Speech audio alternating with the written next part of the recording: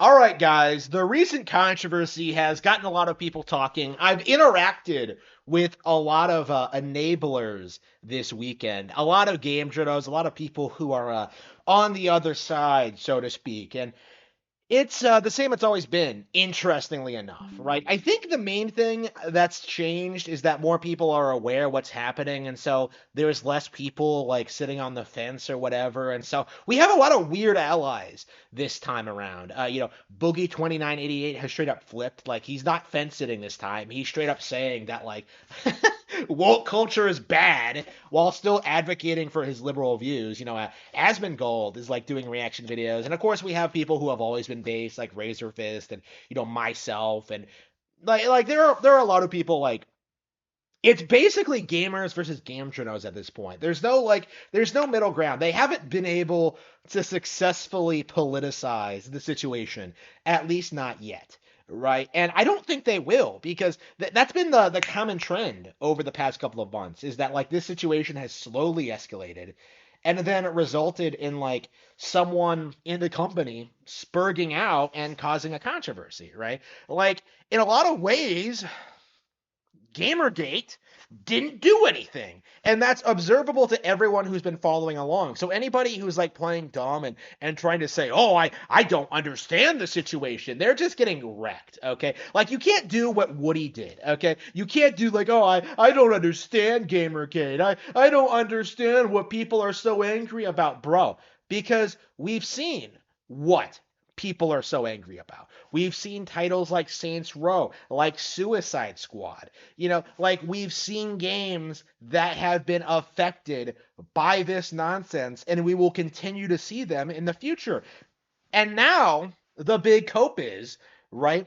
The big cope is from a game journalist is that like, oh, give me a list of games that are considered woke. Give me a list. And what happens usually, if you actually fall for this trick, is that like people give you, our side gives you entire lists of games that are considered woke. Games like Red Dead Redemption 2, Saints Row, like the list goes on and on, right? Like there's all this stuff that came out over the past several years that's been considered woke, right? But then like the game journals just like wag their finger at you and just try to say that like, oh, those aren't good examples. Oh, those aren't woke at all. And it's it's not working, honestly. like I just had an interaction with someone on Twitter who I believe blocked me over this, but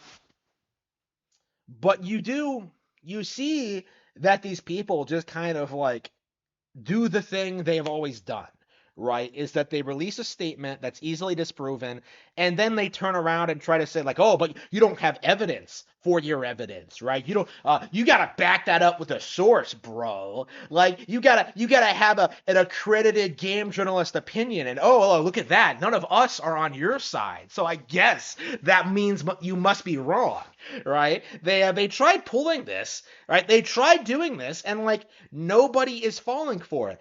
Absolutely nobody, right? And this is very typical for communist advocates, right? Is that they just kind of like argue with you until you give up, all right? And then they kind of like declare themselves the victors, right? That's what happened with Gamergate, right? 10 years ago, where like they picked a side, they knew they had to protect their interests, they like defended it until the bitter end, but their position was objectively wrong, and everybody knew it was wrong. And over the past 10 years, right, we've seen their influence, their game coverage, their games come out and be complete abject disasters. And we've seen people go to bat for them. I brought this up earlier. It's shocking to me that like more people haven't talked about this, but there were a lot of people coming out in defense of Suicide Squad. And it wasn't DC fans, it wasn't gamers, it wasn't Rocksteady fans, it wasn't fan of the Arkham games. Like, it was people who were advocating for Sweet Baby, right? The reason that there were so many people like shilling for Suicide Squad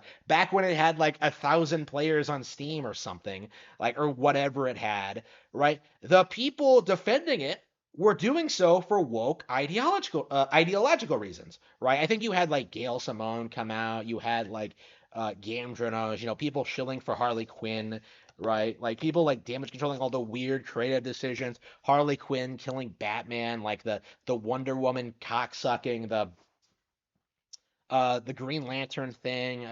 Like there's so much to talk about. Like Harley Quinn and like Poison Ivy being in like a chibi lesbian like lolicon relationship. Like I don't even know what to describe that. It's like so degenerate. Like you have all of this stuff that was clearly woke, motivated by woke interests, like pushed by Sweet Baby, and like Sweet Baby is even in the credits, I believe. And yet you're having all these people come out and try to say, "Nuh-uh."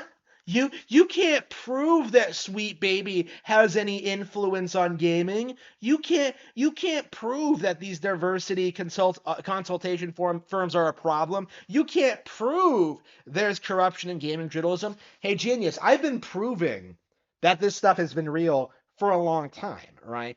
People have been covering this for a long time. Like this isn't anything new, right? Like, and again, what's been happening, and I think the real reason this is becoming a problem is that people are openly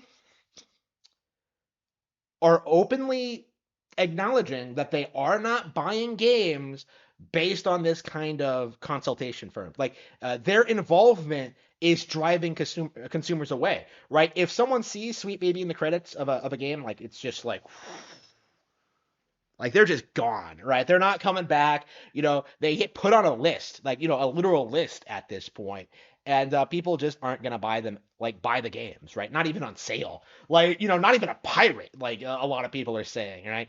Like and why would they? Like these games are just objectively terrible. Red Dead Redemption 2, Saints Row, like when you look at how poorly received these games were, like these are games that nobody is gonna want to play, right? Like these games weren't even relevant when they came out, right?